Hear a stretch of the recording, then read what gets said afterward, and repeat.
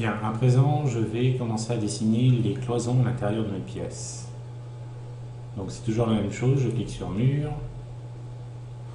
je clique sur point d'interrogation et je fais mes réglages. Donc je veux une cloison de 12 cm à une base 0 qui fasse 2,50 m de hauteur, avec une stylo noire, en trait continu.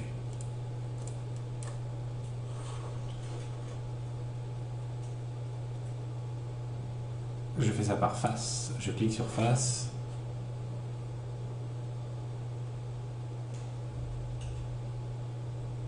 Il me demande mon point de départ, je clique une fois et une seule fois. Il me demande mon point final, je fais flèche vers la droite de 3,50 m, entrée. Entrée une deuxième fois. Et je fais flèche vers le bas de 3,70 m.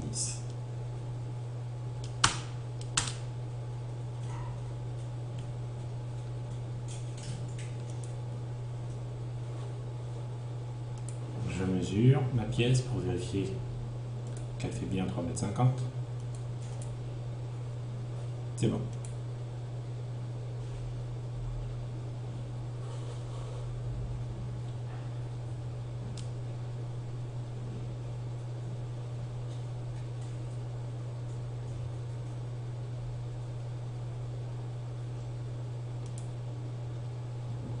À présent, j'active le calque sous-sol parce que je voudrais voir des murs en transparence. Voilà. Et je ferme. Donc en transparence, je vois ma trémie qui passe du sous-sol vers le rez-de-chaussée. Et je voudrais lui dessiner des cloisons de part et d'autre.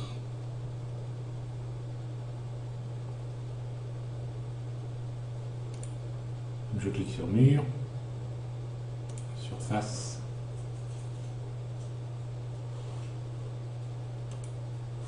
C'est bien une cloison 12, ok.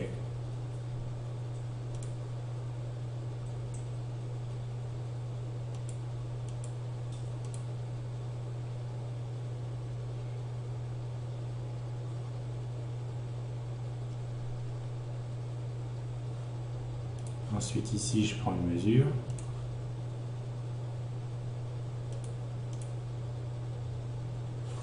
Mètres.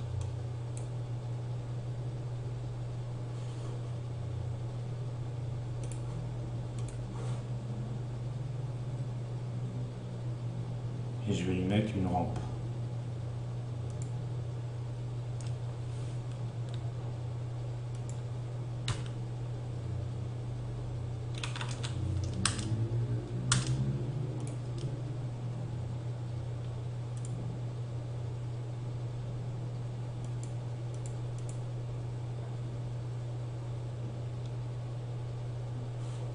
Voilà. Maintenant, je peux effacer le plan de mon sous-sol.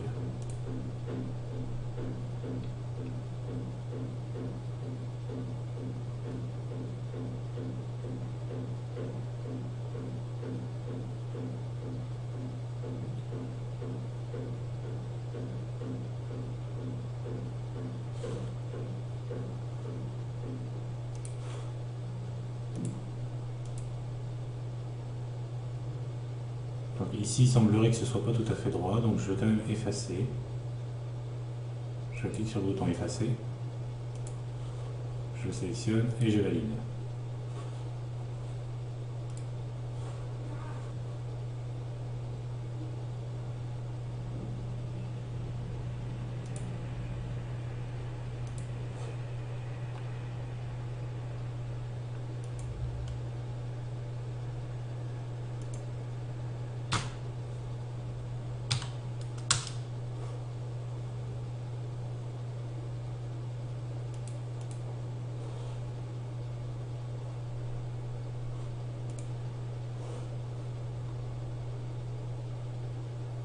Je vais prolonger cette cloison-là,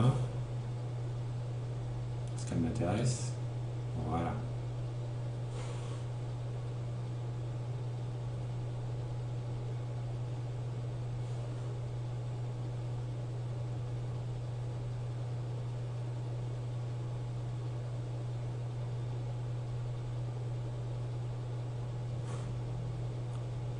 terminer, je vais encore faire une pièce de 3,93 m par face.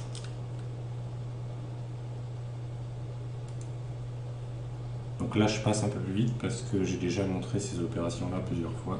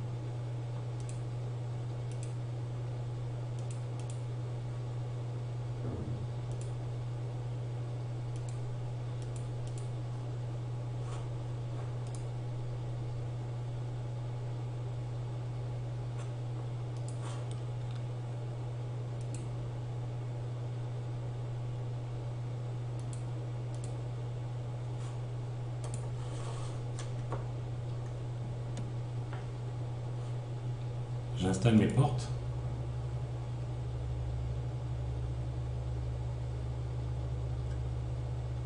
Alors ici un petit commentaire sur mes portes. Les portes, pour laisser passer les meubles, faut songer un petit peu à leur conception. Il faut qu'elles soient une largeur un minimum, donc 0,83 pour laisser passer les meubles. Si je mets des portes de 0,73, tôt ou tard, quand les gens veulent rentrer leurs meubles, ils sont embêtés parce que ça passe pas. Donc ça, c'est important à concevoir et à penser. Donc moi, mon conseil, c'est de mettre systématiquement des portes de 83 partout. Voilà pour le petit conseil.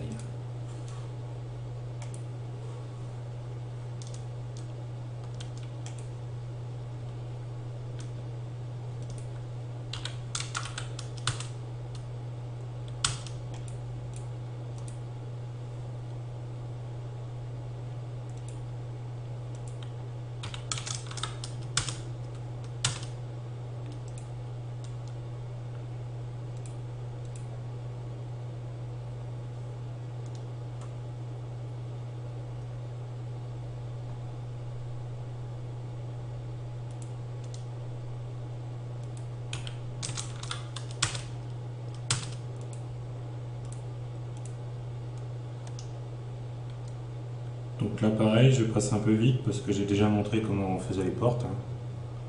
Donc je le rappelle, on fait son réglage en largeur ici. À la rigueur, oui, j'ai oublié de régler tout à l'heure la hauteur. En général en France c'est 2,15 m et la base ici elle est de 0.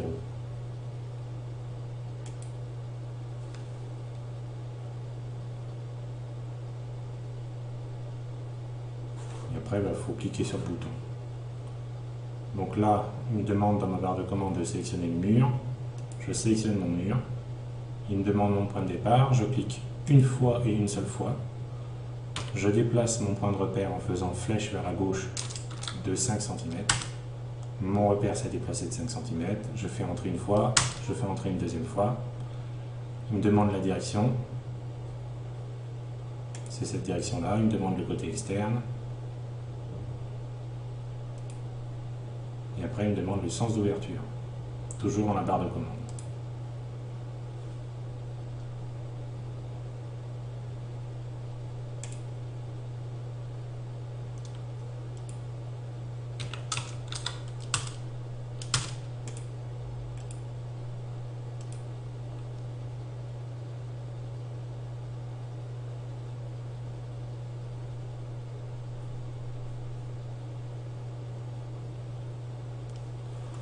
Et maintenant, je voudrais faire une porte d'entrée. Donc une porte d'entrée, en général, c'est plus large que la moyenne.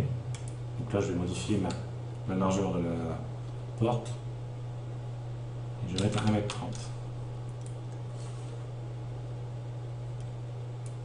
Donc toujours avec une base 0, une hauteur de 2,15 m. Alors là, ici, je vais signaler une petite limitation de 6 cases. 6 cases, quand on perce des murs avec plusieurs couches, il faut percer toutes les couches. Il n'est pas capable de percer toutes les couches d'un seul coup. Donc ça fait un peu de travail en plus par rapport à d'autres logiciels qui sont un peu plus rapides.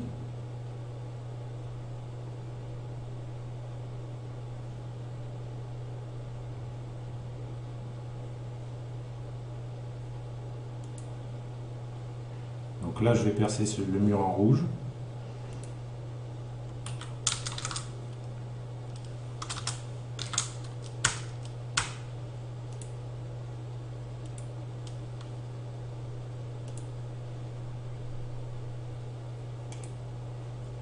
Et je vais percer la cloison en noir.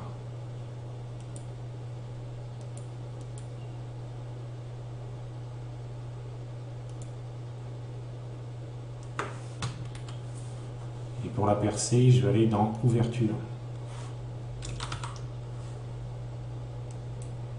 Parce que j'ai pas besoin de dessiner la porte deux fois. Donc, je vais faire une ouverture, donc c'est un peu plus de travail, 2,15 m.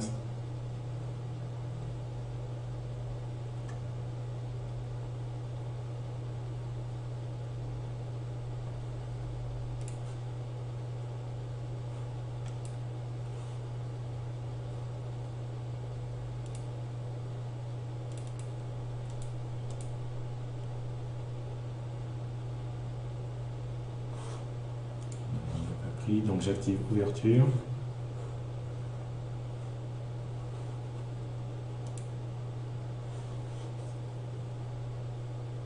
Voilà.